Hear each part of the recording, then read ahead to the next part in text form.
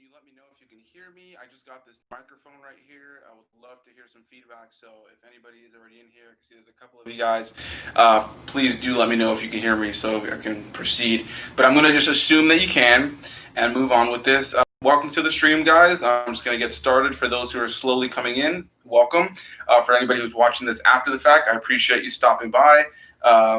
Cool. Glad you guys can hear me. The last time I did a live stream, my mom, who just said hi, did mention to me that the voice was terrible. And when I listened back to it, the audio was bad. And I was using the audio through my actual laptop, which is god awful. And I just recently got a new webcam and now a new mic. So everything should sound good.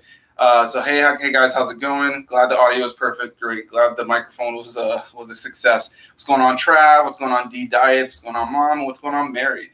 So yeah, this is just going to be me answering some questions. I uploaded a YouTube video not too long ago, and let people know to leave comments in the comment section down below with just some questions, and I'll answer those here for you guys. So if you're watching live and I answer your questions, feel free to comment on it. And if you're watching it after the fact, feel free to comment on it as well. So I'll just go ahead and get started with it. Feel free also to leave comments down below if you guys have anything you guys want to ask right now while we're doing this.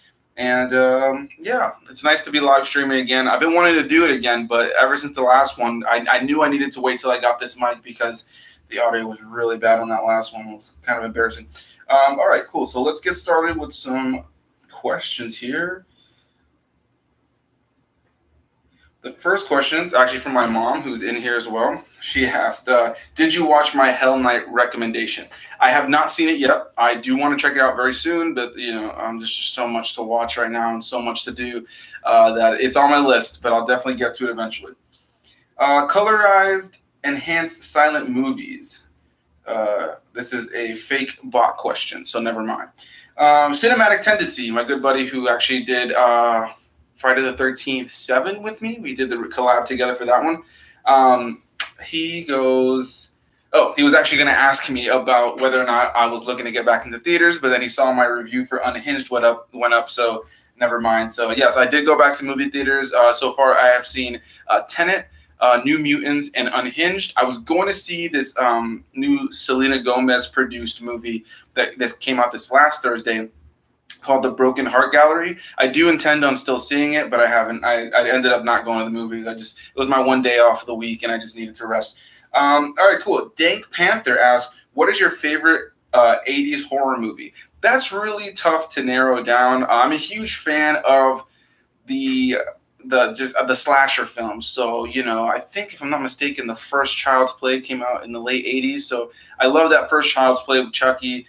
I really, really do love I just reviewed Nightmare on Elm Street, and going back and rewatching that. I mean, just what a great horror film! Just what a great first installment to a series. And then I'm a huge fan of the Friday the 13th franchise. So all of those movies specifically, I would say like the slasher films are kind of like what I think about when I think about the 80s. But there are some better 80s movies. I would just have to look at a list to really narrow down what my favorite is. So thanks for the question, Dank Panther. My buddy Interpreting the Stars asked, how do you make a cotton candy frappuccino? It's a vanilla bean frappuccino with raspberry syrup. How does that make sense? No idea. Mr. Blue goes, what movie got you started making reviews? My first ever review here on the channel was for Venom, the movie with Tom Hardy, obviously based on the Spider-Man villain and anti-hero. Yeah, that was going back and watch that. If anybody has gone and seen my first review, cringe beyond belief. It was the cringiest start to this channel. Right out of the gate, I decided to do a Venom voice, and then I laughed, and I tried to edit it like I thought it was kind of funny, and I was like, I don't know, 30 pounds lighter. And anytime I go back and watch that video, I can't help but have a laugh at that. So yeah, the first one I did was Venom. But I guess you could say that I have been reviewing movies for a while, because it took me a long time to start up this YouTube channel. For a good chunk of the time before this YouTube channel existed, I was kind of just I would just review things online in my Facebook page is what I'm trying to say. Like on Facebook and Twitter and Instagram, and I would just kind of copy and paste the same review for people who had not seen a movie. Maybe a new movie came out and I'd leave my review, and people were telling me, a lot of friends told me like, hey, you should start like a blog or somewhere where you can compile all of your reviews. And so eventually I was like, I've been wanting to start a YouTube channel for a while, and I just held myself back. And then eventually one day I just decided to give it a go. And, here we are now. I can't believe also, it's kind of crazy. I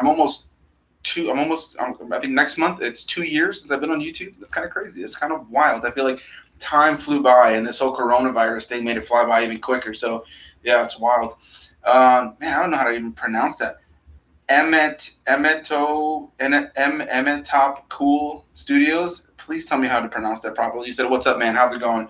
All right, cool. Next question, also from Mr. Blue. He has 4 questions here. I already answered the first one. Where would you like to travel?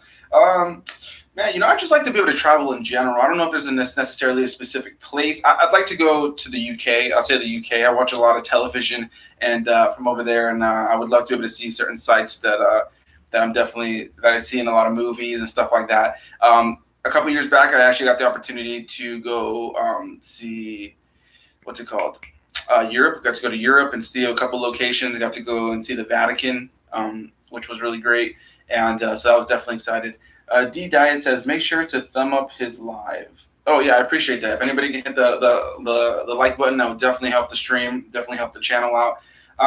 But yeah, as far as traveling, I just want to travel. It's funny because when I was younger, I didn't really care to travel too much. Like, it wasn't something that I ever aspired to do.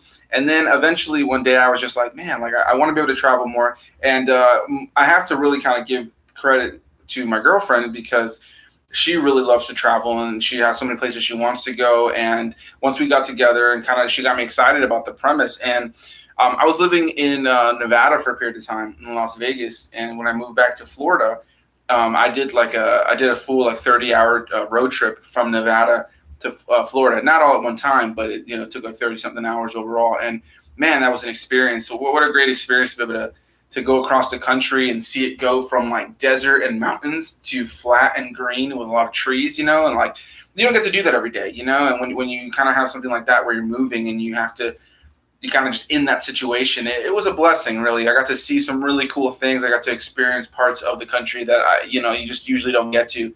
So yeah, that's a long-winded response to say I really want to travel everywhere. He also asked, how have you been dealing with all the recent events like the pandemic and the protests? As for the pandemic, at first it was this thing where it was like, at first when the pandemic started, it was a bummer, right? But at the same time, I kind of used it in a positive way for myself, which was that, at first I'm very blessed that my job was paying me through the beginning of the pandemic. And that I was able to just kind of stay at home and make YouTube videos and do things that I want. And I was getting so burnt out on work. I'm sure a lot of you guys can, relate, but I was getting so burnt out on going to work day in and day out. And I know I was talking to my coworkers all the time. I was always in a negative mindset about work and being there. And sure, we all go to work even today and say, oh, I can't wait to be back home, But I was just in a negative mind space about it. And so then, what's it called? Being able to just have all that time at the beginning of the pandemic, though it was all scary and stuff like that, I kind of just used this opportunity to kind of reboot my mind and kind of get myself in a good place. I got to do tons with my YouTube channel, and I got to kind of soak up my hobbies. And then, now being back at work, of course, like I said, there are days you want to just be back home, but it does feel nice to kind of have had a mental reset. But all of this still going on. It's very scary. It's a very sad time. It's been a very tragic year. As for the protests, I'm totally in support. The rioting, not so much. It depends on the situation and the extent of it all. But yeah, I'm totally in support of the protest and the cause behind it, as I think a lot of us should be. And then he also asked, what would you prefer, TV series or movies? I'm always going to say movies. I think that for me, movies, if you want to just kind of take in a story really quickly, obviously if it has sequels or leaves things open for a sequel, that just is going to happen. But in the reality situation is most times when I just want to sit down and consume a story, you're there for an hour and a half, 2 hours, maybe a little bit more. And you just kind of, you get to experience the story, you get to experience the movie, and then it's over. Whereas TV series, you have to really commit. Now, the upside to TV series is that you have this long period of time to be able to stretch out characters and really, tell their story. My favorite TV show of all time, not including the Star Wars shows, because obviously I love Star Wars. That world is my favorite thing of all time. But not including that, my favorite TV show of all time is One Piece. It's an anime. and it's close to 1,000 episodes at this point. And what I love about that show so much is how much time they had to expand on the characters, which is something you just don't get. You know what I mean? Something you just don't get via movies. You just can't get that length of character development that you get in TV shows, especially something like One Piece or in any TV show. I think that, for instance, we have the Kenobi series that's going to be coming soon on Disney Plus. Obviously, it's still a ways away, but that's going to be coming any day now. And what's exciting about that is that it was initially meant to be a movie.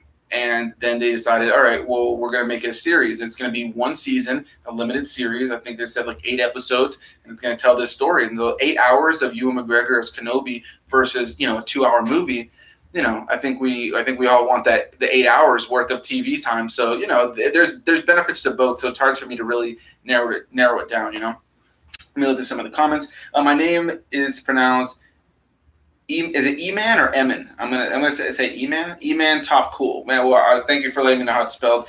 Mom said I missed my routine. 2020 needs to end. Yeah, and the worst part is that this coronavirus thing is gonna go into 2021 and probably further, and it's been a really interesting year. Benny One strikes back. What's going on, man? Thank you for stopping by. Yes, 2020 needs to pack up and get lost for sure. Yeah, man. It's been a hell of a year, man. It's been a really rough year. My mom says she's almost to episode 600 of One Piece. Now, let me tell you guys something really quick. I'm going to detour. I love anime. I'm not the biggest anime fan, but One Piece is my favorite thing of all time, or my favorite show of all time. And it took me forever to get my mom into watching this, and I had her watch it in the original language, Japanese. And man, it is, there's like things that you are a fan of, and you think you'll never be able to get your parents into it. Thankfully, I was able to get my mom into the show, and at first it was rough. Because the show was very slow at first, and man, then there was a time she just didn't stop, and we were texting every day. And I'm like, my mom is texting me about an anime. What a dream. The Miami movie, man, One Piece is incredible, man. It really is. I think anybody who has not seen One Piece, if you're a fan of animation, of anime, of long form storytelling, it's really unprecedented at what they've done with that show. Mary says, I hope it isn't like Han Solo. And I like the Solo movie. I can understand why some people didn't like it. I really enjoyed it, and the more times I've watched it, I've enjoyed it more. But I think it's going to be a lot better than that, honestly, because I think with Solo, I talked about it before, but Solo was the first time that I watched a Star Wars movie and felt this, like, not even watching it. While I was watching it, I enjoyed it. It was before watching it that I was actually really nervous when they announced the casting of it, when they announced that it was even a movie. They announced it shortly after the premiere of The Force Awakens, and I remember thinking that was so bizarre that you're going to go back and tell this Han Solo prequel and not have Harrison Ford. Literally shortly, you're going to announce this shortly after the film where we see Han Solo die. It just didn't make sense to me, you know what I mean? And so it was this thing for me where I was like, oh, man, but I actually ended up really enjoying the movie. I enjoyed the cast in the film. There's always going to be this part of my head that's like, man, like Alden Ehrenreich just does not look like Harrison Ford, but I think he plays the part pretty well. And then, with Kenobi, at least we're getting Ewan McGregor back, and Deborah Chow, who directed a couple episodes of The Mandalorian, really showed her that she was incredibly capable as a director. So I'm very excited for that. What's your top 5 favorite movies? Oh, man, I can't tell you that. I'll be honest. I have no idea. I'm the worst. And I know that some of the questions that I'm going to be reading soon are about rankings and top favorites. And I've spoken about it on the channel before, but I'm just really bad at narrowing it down. I always just kind of go for Star Wars. And since there's so many Star Wars movies, those movies, I just never get tired of them. They're like, I'm literally wearing a Star Wars shirt right now. I love Star Wars so much. So those are always tend to be at the top. But there's too many for me to really narrow down. Like, here's like my top 5. I'm sorry for that whack answer, but it's the most honest I can be. Benny says, yeah, my state of Oregon is burning up now this year. Just keep giving us gut punches. Yeah, I feel you, man. And here in Florida, dude, I mean, it's just been just deathly hot and so humid. It's terrible.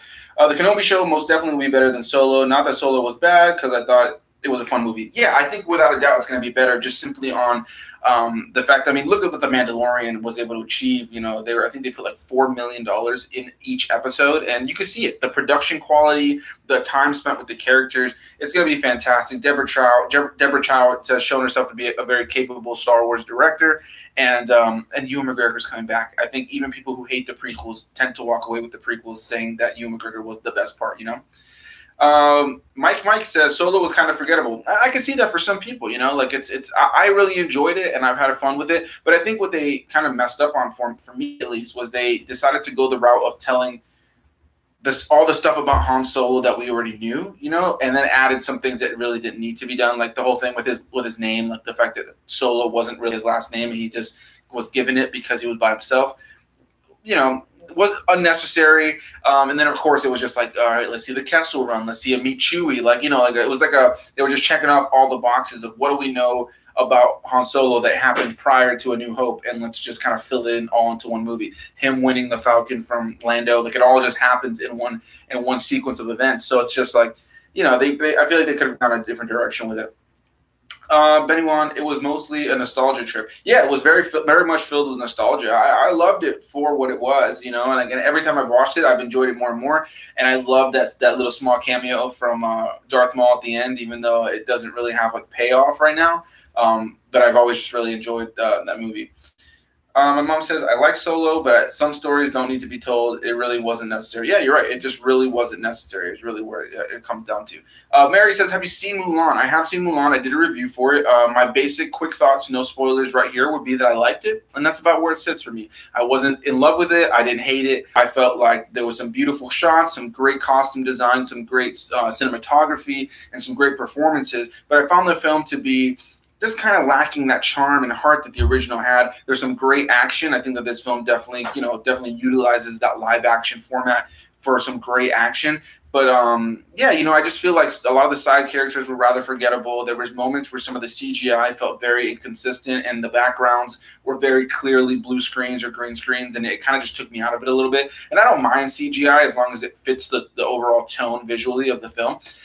But with Mulan, I just felt like, it was a good time. I enjoyed it. But if you ever asked me, hey, let's throw on Mulan, I would almost always want to throw on the original. And most people would probably say that with all of these live action adaptations, but there's a couple live action adaptations of these Disney ones that I've enjoyed, and I would want to watch the live action version just to kind of watch that one every here and there. Whereas with Mulan, I can't really see myself clamoring to rewatch this one as many times as I've seen the original being one of the best ones in my opinion.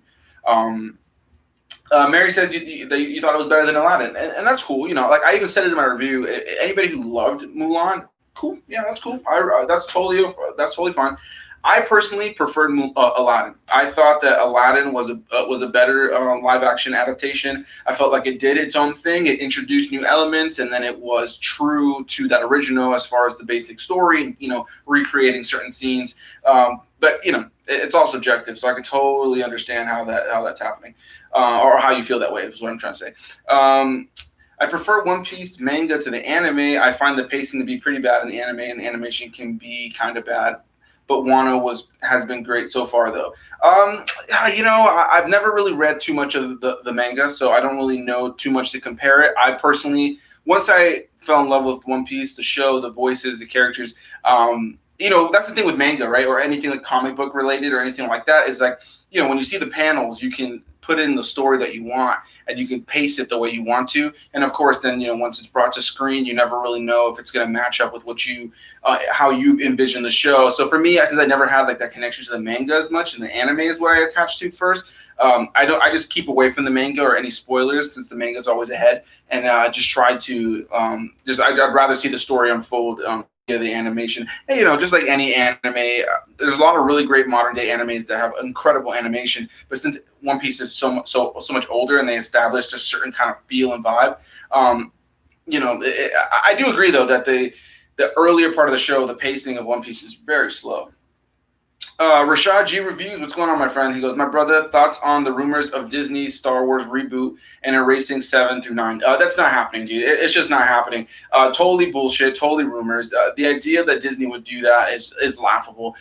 They have they have put in so much money into not only the films, but the theme park, attraction that they have at Disneyland and here in Orlando, by the Galaxy's Edge.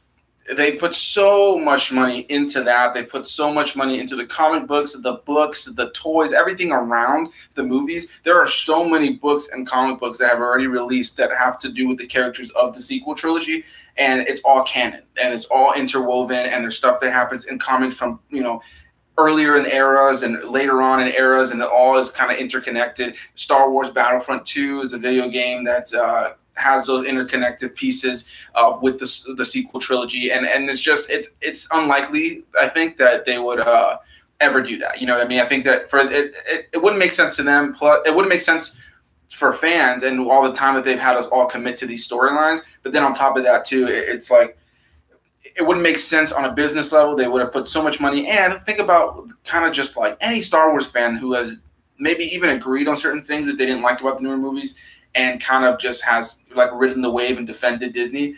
I mean, they would literally just be slapping us all in the face and like literally giving in to anybody who feels like Disney and Lucasfilm doesn't know what they're doing with the franchise. So yeah, that's totally a rumor. Would never ever happen. Mike, they should have got Chinese movie studio to do it. I'm assuming you're referring to Mulan. Maybe, I think that they did a great job with having an, all Chinese cast. I think the one place, I think that they did, from what I understand from friends who are Chinese, they feel like the cultural elements of the film are done well. I think the one thing for me is I think that would have brought it full circle. If I'm not mistaken, the director was a white woman. I think that if they would have just had a Chinese director at the helm too, she did a good job, but I think that maybe that would have brought it full circle. Blacktastic said, nice live chat. Keep it flowing, fam. Hey, thanks, man. I appreciate it. Speaking of Blacktastic is, I actually just filmed my review for Couples Retreat starring Vince Vaughn, Jason Bateman, Kristen Bell, and a few others. It's got Blacktastic in it. It's our new collab review. So that will be up either late tonight or early tomorrow. So you guys can look out for that. And we were just talking today, Blacktastic Media and I will be doing our next collab after Couples Retreat will be for Jingle All the Way, starring Sinbad and Arnold Schwarzenegger. So I'm very excited for that. Cools to the Fulas. He says, I am here as well. How's it going? Hey, man, how's it going? I appreciate you stopping by.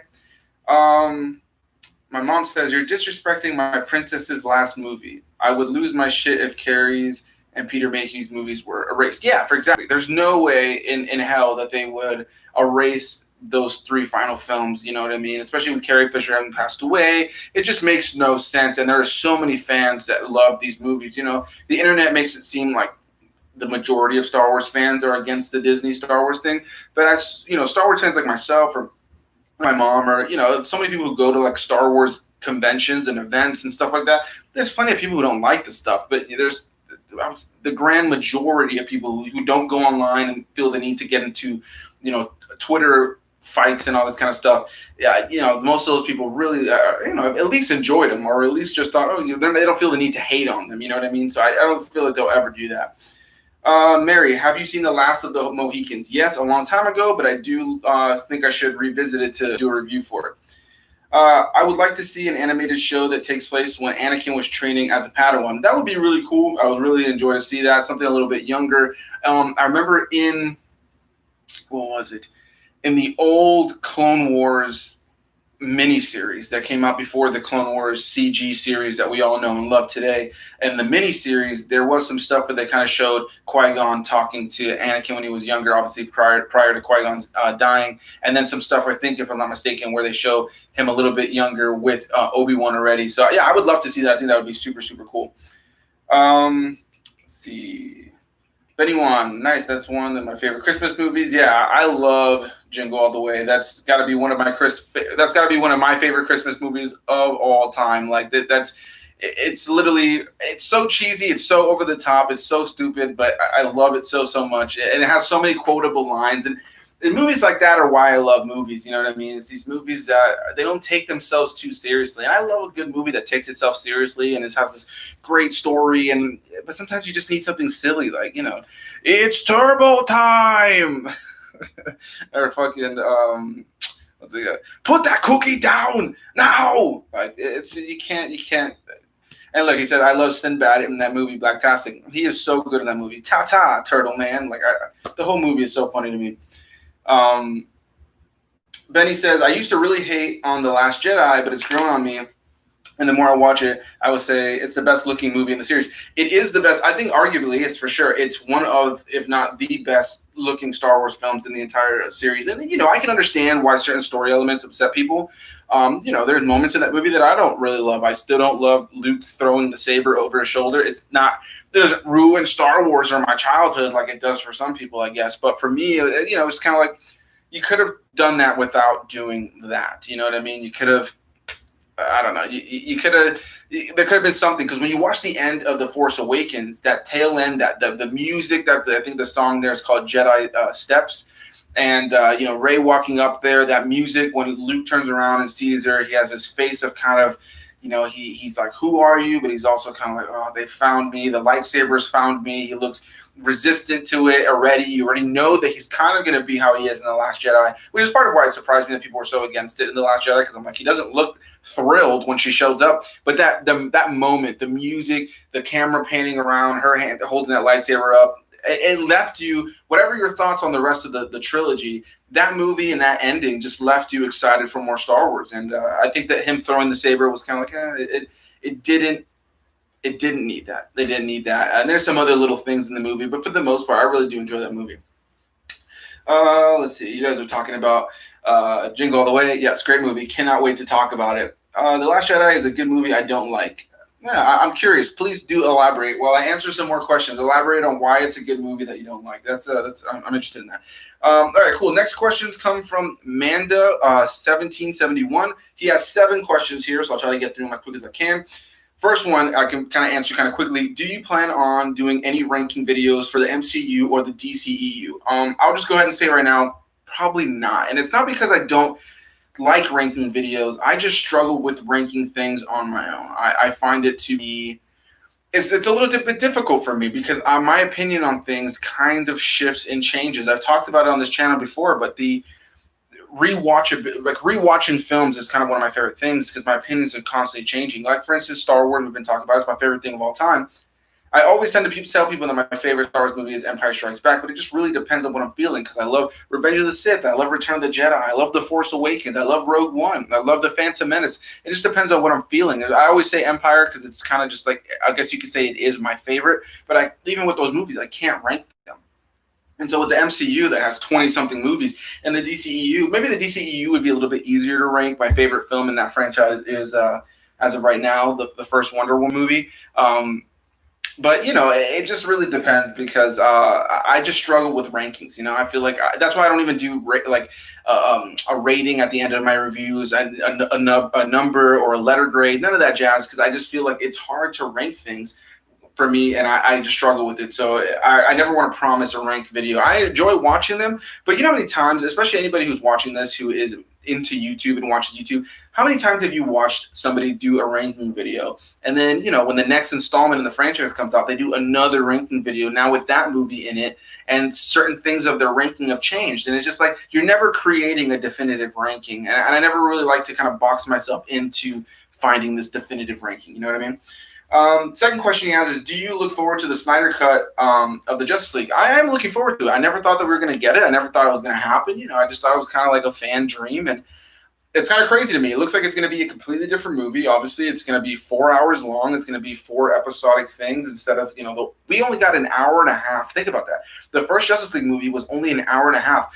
On a bajillion, every time I've watched that movie, and I enjoy the first Justice League movie for what it is, the more I've watched it, the more I've thought to myself that it kind of reminds me of some of the animated DC movies, where it doesn't have enough explanation, but it almost kind of feels like when you watch the animated DC movies, that they kind of, in a way, they kind of expect that you, the audience member, already know the universe and know these characters, so they kind of let you fill in the gaps in your head. And so that's kind of the way I've always seen that movie. Is I feel like as a big DC fan, somebody who's watched pretty much all of the DC animated movies minus some of the newer ones, and is kind of kept up with this lore in the world. I feel like when I watched that movie, I was like, all right, I can fill in the gaps of the things they're not telling us. But as a movie, it's a little bit messy, but I still enjoy it. But then the Snyder Cut looks like it's going to be an entirely different movie. And how do you go from an hour and a half to 4 hours? Like, it's going to be something crazy. Like, that is just going to be. I'm very, very curious to see how the movie turns out. He also asks, do you plan on doing any horror-themed reviews for this October? Yes, I am going to be doing a lot of horror reviews. If you guys have been watching the channel this year a lot, I've been doing a lot of horror reviews as it is.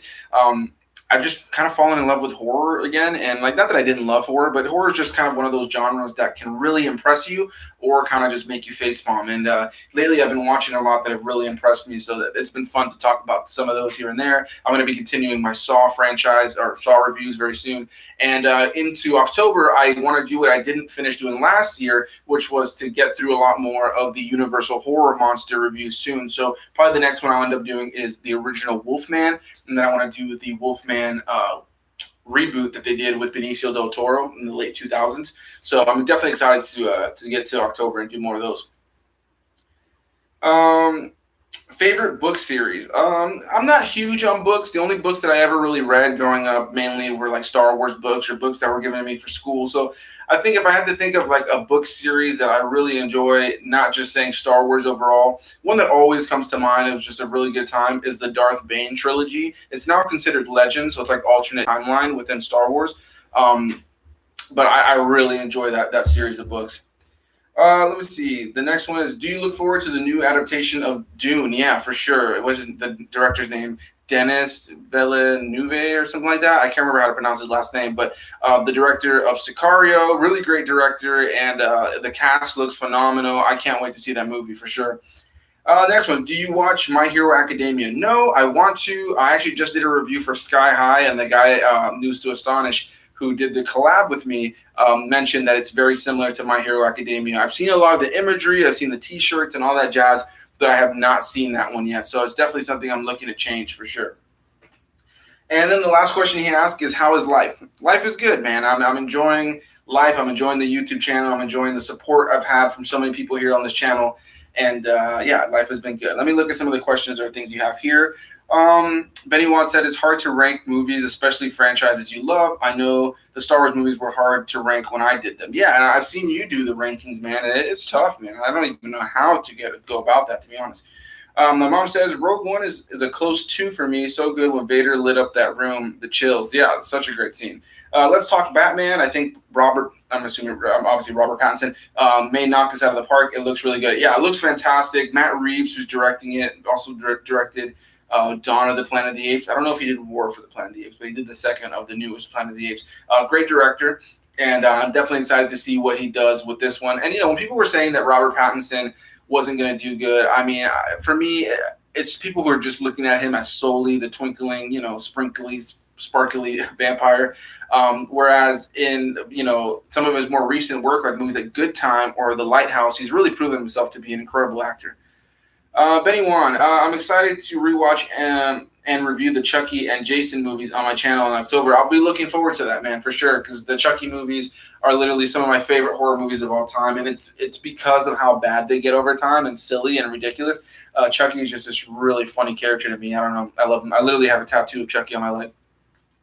All right, cool. So let me get on to more questions. First of all, thank you so much. I think that this is the most interaction and the most people watching at a time that I've had in a live stream so far. I definitely intend to do these a lot more often. So, you guys can stick around now that I have a new mic, a new webcam, and everything seems to be flowing pretty well. Definitely be doing that a lot more.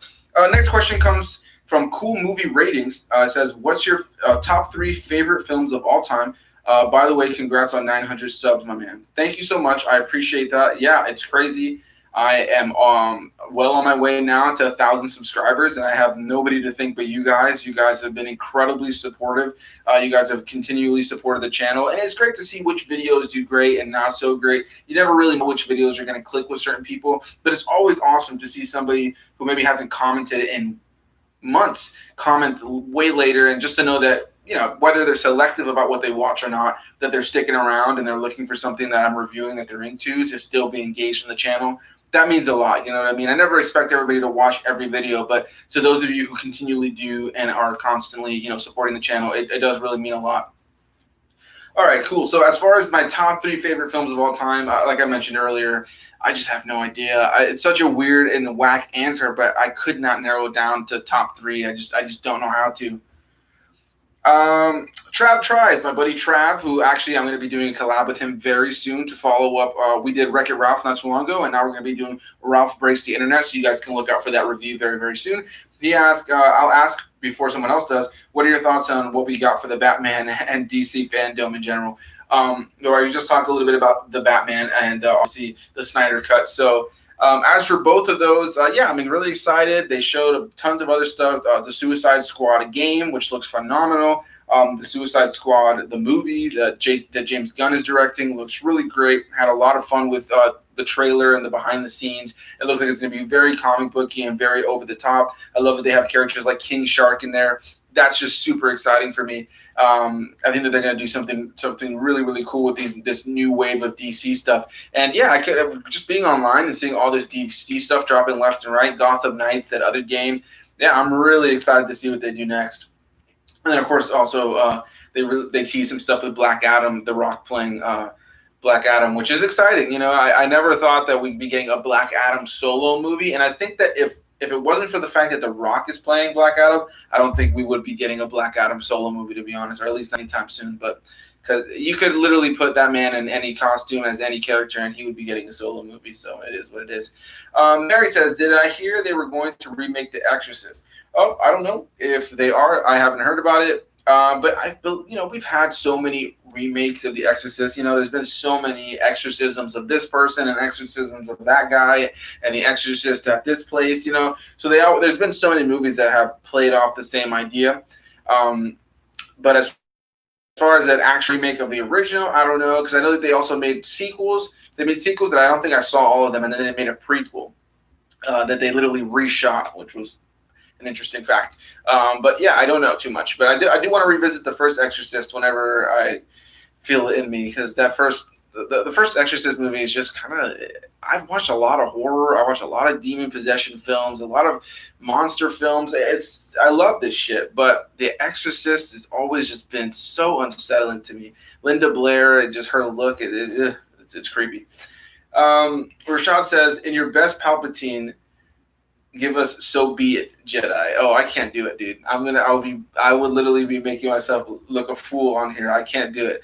But one of my favorite Palpatine lines that I think a lot of people love in Revenge of the Sith is when Anakin is gonna kill Dooku, and he just says, like, "I can't. It's not the Jedi way," or whatever, and he goes, "Do it." I've always just found that to be so funny. Just the way that Ian McDiarmid says "do it," and like the way his mouth is. Hilarious.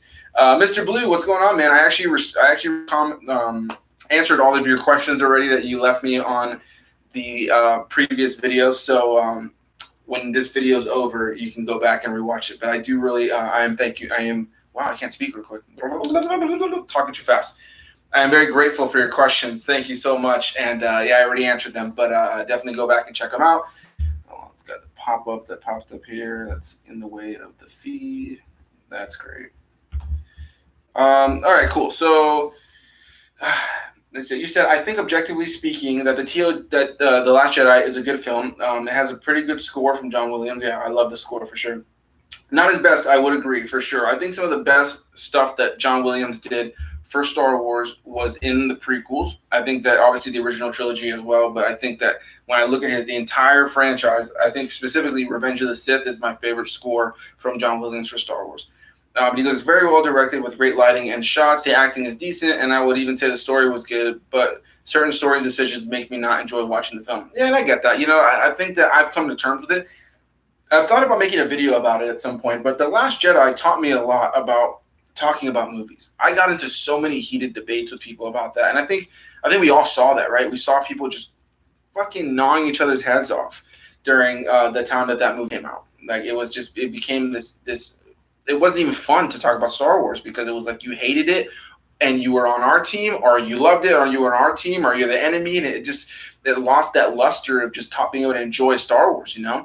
But I can understand, you know what I mean? It taught me how to just kind of be okay with understanding that kind of thing. Like if the certain story decisions didn't work for you, that's fine. You know, like for me, like I mentioned, with Luke throwing a saber over the shoulder, didn't love that. It's not terrible, but it didn't love that. But I really did enjoy majority of the rest of the film, and I think that whatever negatives I have about it were outweighed by how much I enjoyed the film. Benny Wan says, yes, they are totally remaking the OG one. So I'm assuming that is referring to, what's it called? To the Exorcist. So yeah, I didn't know that, but very interesting. Very curious to see where that goes. Mr. Blue said, oh, cool. Sorry I missed out on that. He goes, you're welcome. One of the best recent Star Wars movies is Rogue One. Yes, I definitely agree. It's a phenomenal movie. And it was 2016, a very tough year, but to me, it was just a movie to take me out of the reality for the moment. Hey, man, and that's what movies are, right? That Star Wars is always been that for me. When I was a kid, and I've been grateful to have a lot of great friends for a majority of my life. Like I can think back to childhood friends that I still am close friends with today. But anytime I felt like I couldn't relate to real life or to people or classmates or anything like that, I was always able to kind of lean back on Star Wars. It's silly, it's goofy, but it's why it's a huge part of my life. It's why I have a Mandalorian symbol tattooed up here. It's why I have "May the Force be with you" tattooed around my wrist. It's why I'm always wearing a Star Wars shirt. It's why I have that Obi-Wan Kenobi standing behind me. I just love the series. It's this silly, goofy series about wizards in space with robots and droids and all this stuff, and it just brings me so much joy. So I can understand it kind of just taking you out of reality for a little bit. My mom says fandom is so toxic, people can't even have a normal discussion. Yeah, and the worst part, and I know that my mom knows this too, is that it's not even just the fandom, because it's online. It's online for anything. You see a movie trailer drop, and you may in your head go, that was pretty cool. I'm not in love with it, but it looks pretty cool. I'll check it out. You look in the comments and be like, this is a travesty. Who made this movie? How dare you direct a film that I was not involved in so that I can hate it?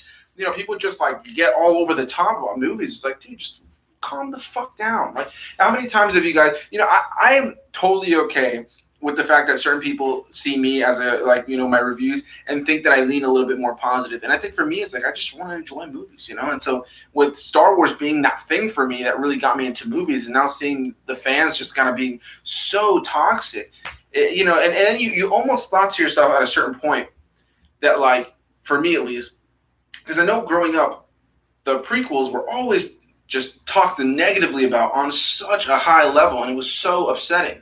But I love those movies.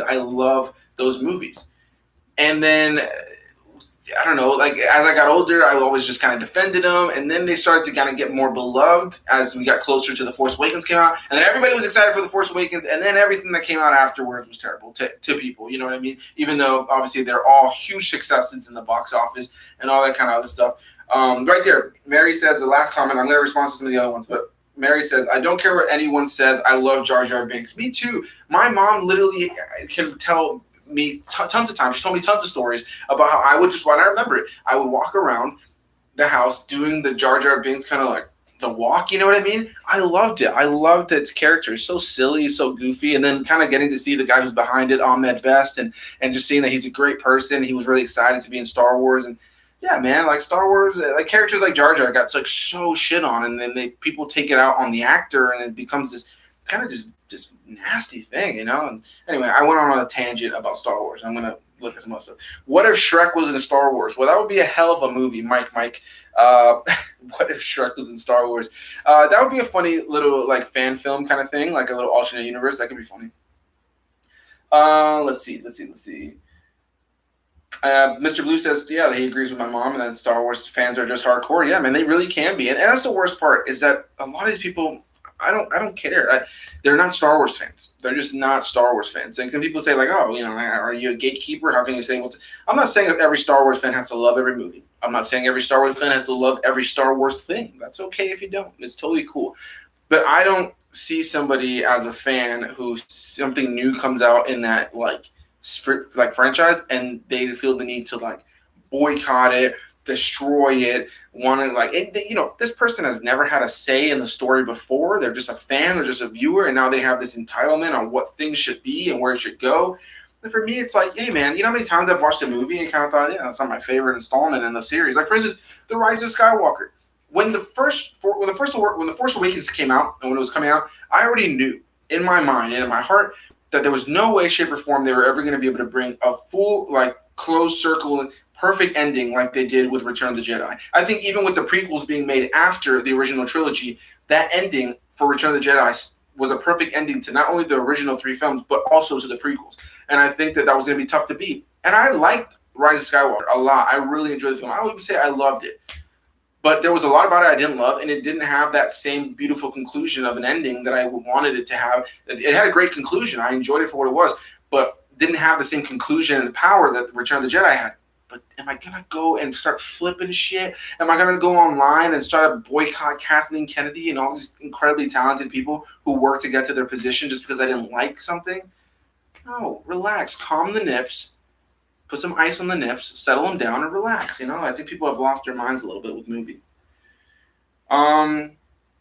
Let's see. Blue Mr. Blue says, I have never had a problem with Jar Jar. Sadly, his actor contemplated suicide because of his massive hate. Broke my heart. Absolutely. That is a huge thing.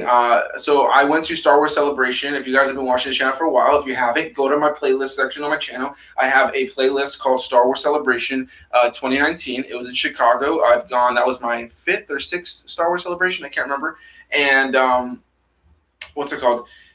I did it was my first time I've ever done like a vlog series of Star Wars Celebration, filmed stuff every single day. And there's a portion in there with Ahmed Best, and there's stuff I didn't film, but while we were there, when he came out on stage, he had not come to Star Wars conventions for a long time because of that. You know what I mean? Because of that whole situation. This dude came out on stage, and it was a standing ovation across the entire arena. And it's moments like that where I realized the people you see online are not the Star Wars fans. They like Star Wars. They liked it growing up, and now they feel like they're like these gatekeepers. But when I'm at something like Star Wars Celebration and you're amongst thousands of fans, hundreds of fans, thousands of fans who all stand up when Jar Jar Binks comes on stage to give him nothing but applause and love, to let him know that these fans, that this fandom, the actual diehard Star Wars fans are here to support you. Whether we loved you or maybe for instance, I don't think Jar Jar should have been a main character of The Phantom Menace. I don't think he brought a whole lot to the narrative on an objective level. But without a doubt, the guy had so much fun playing that character, and Jar Jar's a silly, fun character. I never understood the hate and the massive amount of hate. So to still be able to see him come out on stage and get this crazy amount of love from the fans, something I didn't film and obviously I wasn't fully involved in. My mom actually told me because she was there. When my mom got to go up to get a signing from him, I was with my mom to take a picture with Ahmed Best at the last celebration, and I shook his hand. He was a very tall man. I walked up to him, I shook his hand, and I told him, thank you for my childhood. And you could just see it on his face. He was incredibly grateful, And I know that there was something where this fan was going around getting different people to sign things about him in a book for him. And at the signing, they gave it to him. And it was just this book of just love and love and love from fans. And he got emotional from what I understand. And so, all that to say, it's just insane to see how crazy people have gotten online, and I just don't support it. Blacktastic says, in all honesty, I only hear negative talk about certain movies just on social media. In the real world, people love movies that people don't like on social media. Exactly. You go online and you see people that have these very opinionated viewpoints, and they're just very hateful. There's a lot of anger behind them. And when you talk to somebody in real life, it's not the same. I remember when The Last Jedi came out, we'll go back to that. I noticed that majority of the people I talked to in person, whether at least enjoyed it or liked it or thought it was okay. I only came across maybe a handful that were like filled with just vitriol hate for the movie and for the creators and everything like that. But you go online and it's just everybody. It seems like everybody. Benny Wan says, right, I totally agree. I'm a massive James Bond fan, and yes, some of the movies are not good at all, but I love watching them still to this day every November. There you go, man. Sometimes you just love a franchise. You can have a silly good time with it. I have a Chucky tattoo on my leg. I have a tattoo on my leg of Chucky. Really think about that. Why is that? Do I think his movies are phenomenal? Should they win freaking Oscars? No, but they're silly, fun horror movies that got me into horror. They're a great blend of horror and comedy. They're stupid. They're silly. They're over the top. The character of Chucky's silly and fun, and I think that people have forgotten that. You know what I mean? Whenever anybody really, for instance, with Star Wars again, people see the new ones and they just shit on them and they have all these things to say. I think the people forget that there's literally a scene in A New Hope, the original Star Wars film, that people hold to this super high level. There's literally a scene where a stormtrooper bumps his head on accident. It's in the movie, still to this day. They're walking through the doorway and the stormtrooper bumps his head. It's an accident. The sound effect is in there and everything. It was an accident and it's in the movie. And it's not perfect, but that's part of what gives that movie charm, you know? Like I don't know, people are crazy. Let's see. My mom says the standing ovation at Best Goddess Celebration in Chicago made me cry. It was so beautiful. It really was a great, beautiful moment. Mike says, have you seen the vid Kermit as Chancellor Palpatine? I have seen that. Man, that's kind of stuff is what I love the internet for. Mr. Blue, Rise of Skywalker, loved it. When I walked out of the theater, I heard people talking nonstop about how much they loved it. Did you see the trailer for the new Adam Sandler Halloween movie? Yeah, man, same thing with Rise of Skywalker. You know, I know there was some mixed feelings with the people when I walked out of the theater, but I was having a great time. I had a great time with that movie. As for the new Adam Sandler Halloween movie, I saw the thumbnail for the trailer, but I have not watched it yet. Is it good? Should I check it out?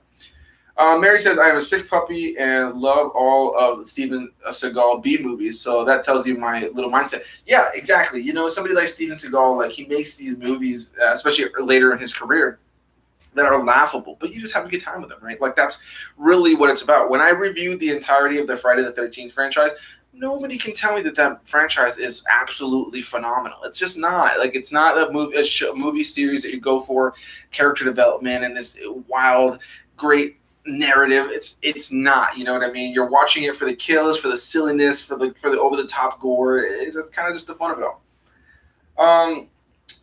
The Rise of Skywalker is the only Star Wars movie that I severely dislike. Hey man, and that is okay, you know. And I think also for me, it's like it's the finale of 9 movies. If you don't include Solo and Rogue One, which I feel like there's a little sprinkle of those, obviously that kind of like the events of those that play off, obviously into Rise of Skywalker. And I think that the ending was either going to work for you or not work for you. I think like again, I think that Return of the Jedi is a better ending to Star Wars, the Skywalker saga, than Rise of Skywalker. That's just me. I think that at the end they should have more Force Ghost, something to kind of make it feel like it was a lot more connected to the prequels and the original trilogy. You know, I feel like there was something lacking to connect all 9 films in this movie. But it's a tall order. I would not have wanted to be on the writing team for that movie at all. Let's see. Mr. Blue says Mike sounds. Mike, that sounds like rolling on the floor. Funny. Blacktastic says, everybody that I know in the real world enjoys the Fantastic Four movies. They like Spider-Man 3, and they also like Indiana Jones and the Kingdom of the Crystal Skull. I think it depends on the person you're talking to, for sure. But no, you're right. Like in the sense that casual movie fans, a grandparent, a guy in his 50s, like somebody in their 30s who's not really on the internet on much. It's mainly kids. It's mainly young people or people who have nothing but time to just argue online. And I've definitely dipped my toes in some comment section arguments. And I've just learned over time to just scale back on it because it's just not worth it. It's just not worth it whatsoever. But yeah, like for instance, the Fantastic Four movies. I actually really enjoy the first 2 really cheesy ones because I feel like when you think about the Fantastic Four, I grew up watching the Fantastic Four cartoons. They were cheesy as all hell. You know, we're talking about a franchise, the Marvel's first family, the Fantastic Four in their blue tight suits with Mr. Man who can turn on fire and Stretchy Man. And, obviously I know their real names, but I'm just being stupid. An Invisible Woman and this guy that turns into an orange pebble. Like, it's a silly premise, and I think that those movies kind of captured the comic book silliness. They're not the best movies, and they're not the best interpretations of what those characters had become by that point. But I definitely enjoy it. Spider-Man 3, I like Spider-Man 3. I will say I really do like Spider-Man 3. It's not my favorite. It's the weakest of the 3 movies, and I think that they jammed way too much in that third act of the movie, but I enjoy it. Kingdom of the Crystal Skull, also enjoy it. It's not a terrible movie. Worst Indiana Jones movie by far, for sure, but it's not a terrible movie. I like that movie, for what it is. Mr. Blue, the new Adam Sandler movie looks like a movie where he plays yet another man-child, but it has a Halloween horror twist. It is the Halloween horror comedy, and Kevin James is in it. I feel like I can already see what the movie is in my head. Not necessarily something I'm jumping at the opportunity to see. I haven't seen the last few Adam Sandler movies, though. I want to see Uncut Gems because I know that's kind of like a standout, different kind of movie. I've yet to see that. That's on me. There's just so much to watch these days. My mom says Steven Seagal needs to be in an Expendables flick. We were missing so many good old names in these. Absolutely. I would kill for Expendables 4 and I want to see some modern stars in there too with the old guys. And they did that with the third movie a little bit, but they kind of didn't pick like modern stars that anybody cared about. Ronda Rousey's in it and all that. Great. But I would love. Can you imagine Expendables 4 that had like The Rock or I don't know, the Nicolas Cage or something like that? Like something, kind of like lean into like these bigger names today. Or Nicolas Cage not so much, but he would be one of the more old timers. But I would love to see stuff like that. Mr. Blue says, I think Adam Sandler is a comedy icon. We need to that we kind of need to cheer us up. Yeah, you're right. Yeah, he definitely always been one of those guys who's kind of kept me laughing through movies, even if I don't love his movies. One of his worst movies I've ever seen is Ridiculous 6, but I still laughed because it was bad. But at least I was entertained. I have a Chucky tattoo on my leg. Anthony Perez, 2020. Yeah, go ahead. We'll get some T-shirts made of that.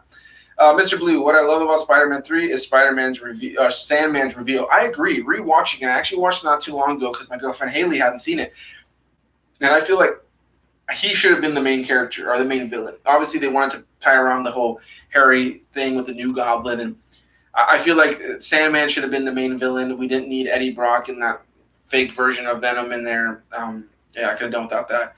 Mr. Blue, who are modern action movie stars? Rock Johnson is the one and only who comes to mind. I would have to look at a list of modern stars, but I would love to see anybody. There's so many action stars that have been in the MCU that would be great to see amongst Sylvester Stallone and all them. Like Chris Evans, that would be cool. I'd be down to see that. We'll see you guys later. Drink water and God bless. Hey, thanks so much. I really appreciate you sticking around for this long. And honestly, all of you guys, thank you so much for watching. Those of you who are commenting, those of you who are not commenting, I don't care whether you watch this a day later. I'm going to be doing these a lot more. I'm really, really definitely appreciating all of you guys. It goes, when I watched that scene for the first time, I cried. I felt so sad for Sandman. Yeah, they put a lot of weight behind his character, and I really, really did enjoy that. But yeah, the Avengers cast would be great. Let me see. I have more. I have one last question that I forgot to answer here from the last video, and then I'll just keep on talking to the chat. 123 Rock fan. There's a buddy of mine named Henry who I actually met on the exact same app that I met my girlfriend Haley on. This app called Opinionated that no longer exists. He asked, "Are you a fan of the Die Hard franchise? Favorite and least favorite film?" I am a fan of the Die Hard franchise. I'm not a Die Hard fan. I'm not a Die Hard fan. But what's it called? I love the first Die Hard. I think, the first one, the third one are some standouts. Later on in the franchise, I think that I start to forget and they start to kind of get all like kind of intermingled is that later on in the franchise, what happens for me is that in the first one, John McClane feels like a real person. You know what I mean? He feels like this guy that's caught in the situation. He's getting his ass kicked. And later on, he's like freaking jumping off of jets and sliding down with explosions around him. He was just doing way too much. And it kind of made him like this Mission Impossible superhero kind of character rather than, the kind of grounded character that he was in the first one. Mary said, good night, Mary. Thank you so much. I appreciate you for stopping by. Mr. Blue, I love the first Die Hard film. Die Hard came out in July 1988. Funny, I would have thought it was the middle of December because the action-packed Christmas movie. Yeah, I'm curious. What do you guys say? Everybody always says it's a Christmas movie or not a Christmas movie. I think it's an action movie set at Christmas. I don't know if I'd call it a Christmas movie, but I'll never, somebody says it's a Christmas movie, then whatever, it's a Christmas movie. And then my mom said, John McClane is the man. Yeah, I mean, he's really good in that movie. Bruce Willis was great in that movie. I really, really enjoy him in that movie. So I think that it was, I think later on in the franchise, especially today, when you see Bruce Willis in movies, it kind of feels like he's phoning in certain performances. He doesn't have that same kind of like charisma that he had in some of his earlier films. And I think later into the Die Hard franchise, it's more about him just kind of being stoic and kind of being cool rather than kind of being like this vulnerable guy that he was in the first movie. Betty Wan says, Die Hard is one of the best action Xmas movies ever made. Yeah, for sure. It's a standout. That's a standout staple of action movies for sure. Bruce Willis is a real character when the characters are not rolling. Ever heard about what Kevin Smith said about working with Bruce in Cop Out? I've not heard about that, so feel free to inform me. But just so you guys know, I will be wrapping this up fairly soon. Obviously, I'm going to be here for just at least a few minutes, but it's getting a little bit late. Got a couple of things I need to take care of. before I start wrapping it up for the night. And like I mentioned, as far as upcoming videos, some things I can let you guys know about. There will be a review very soon coming up, whether it's later tonight or sometime tomorrow, of Couples Retreat with Blacktastic Media. I just uploaded my review for Sky High with News to Astonish. I just uploaded my review of A Nightmare on Elm Street with Rashad G Reviews. Some other, real quick, hold on, let me drink some water. Some other collab reviews that will be coming out very, very soon. I will be doing Ghost Rider with Benny Wan Kenobi, who is here in this, or I'm sorry, Benny Wan Strikes Back is his new channel name. We will be doing Ghost Rider together very soon. Thor the Dark World with the Big Rob Theory. Smart House, a Disney Channel original movie with Interpreting the Stars. Like I said earlier, Ralph Breaks the Internet with Trav Tries. I will also be doing Krampus from 2016, I believe is when it came out. Yeah, some other. So there's so many other reviews I'm coming out with. I'm also going to be doing some solo reviews on my channel for Bob's Burgers very soon. I'm going to be doing for the first 9 seasons of Bob's Burgers. Just finished my binge before season 10 comes out. I'm going to be doing my review of all of the entire series of The Office very soon. I'm currently in my binging series of Parks and Rec, so that will be another review series coming up very soon. And I will be continuing on my Saw movie franchise review with Saw 3 very soon. So that's a lot to look forward to, guys. Let me see some of these comments you guys left. Kevin Smith said that Bruce is a nightmare to work with. He seems a little like that. He seems like a diva, like, you know what I mean? Like the superstar who thinks he's something, you know, a little bit more than he actually is. Bruce was great in that movie. Can't recall the one with Samuel L. Jackson. Bruce Willis and Samuel L. Jackson. I'm not sure. If anybody can think of what that is, let me know for sure. Oh yeah, on Unbroken. For sure. I think you just saw that not too long ago for the first time, right, Mom? I didn't even think about that for a second because obviously, yeah, that split in glass, yeah. Let's see. Benny Wan said, "Yep, just finished it last night." I'm assuming you're talking about Ghost Rider, right? Bruce Willis is just the man, but Jackson is just born cool. Oh yeah, Samuel L. Jackson is just the coolest motherfucker of all time. The Mr. Blue says, "The Office had a teacher who loved The Office. The Office I had a teacher who loved The Office, and he even accidentally had a DVD copy on his laptop." Yeah, man, I love The Office. I had a great time. That's a little spoiler for you guys. I love The Office, and I'm definitely excited to talk about it a little bit more, break it down. It's going to be weird. It's not really necessarily like a review, more of a discussion video. Interpreting the Stars. What's going on, buddy? How's it going? I was just talking to everybody about the fact that we'll be reviewing Smart House together very soon. I did respond to your question that you left me on that video in the past already earlier in the video. So once this video is over, you can go back and rewatch it or, you know, find it.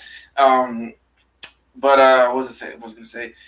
But yeah, I'm actually going to be wrapping this up very soon. So you just said what's up, but I'm going to be hopping off in just a little bit. But I'm just going to say it one more time, a big thank you to all of you guys. Genuinely, I do appreciate it. If you're watching this or you've been watching this, if you could just hit that like button, it really helps the channel out.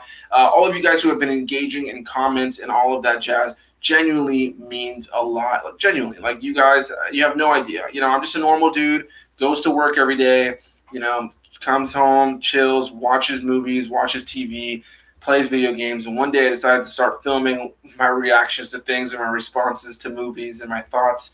And it's incredible that almost 2 years later, I'm almost at 1,000 subscribers.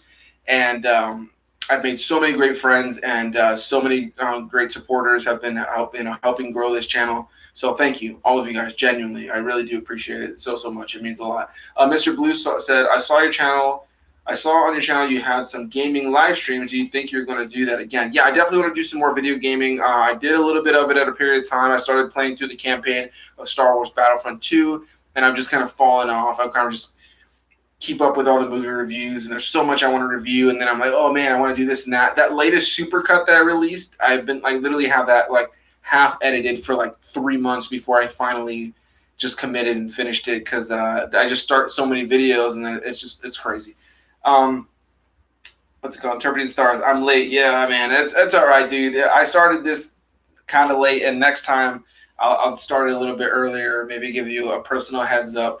Um, my mom says you have to go watch Schitt's Creek. I've heard a lot of good things about that show for sure. It's on the list. It's on the list of a bajillion things I need to watch. Um, you're welcome. I'm glad I could help out. Thank you, Mr. Blue. Genuinely appreciate that.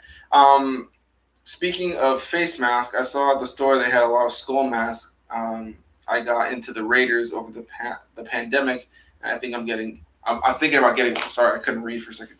Yeah, man, that sounds cool. I've been using like the same couple face masks like every day at my job. They have a bunch of like face masks you just wear for a day and dispose of them. So I've been wearing a lot of those. Um, Oh, you love the Raiders. Yeah, I'm like really not into sports at all, so I literally couldn't even tell you where the Raiders are from. But hey, man, go for it for sure. I guess that's like one of the coolest things about what's going on right now is there's all these face masks that are really funny or cool, or you're able to rep logos and brands that you really enjoy. But all right, guys, I think I'm going to wrap this up. I got some things to take care of. Thank you guys all so much again for being a part of this. This has been, I think, my most successful one on this channel yet.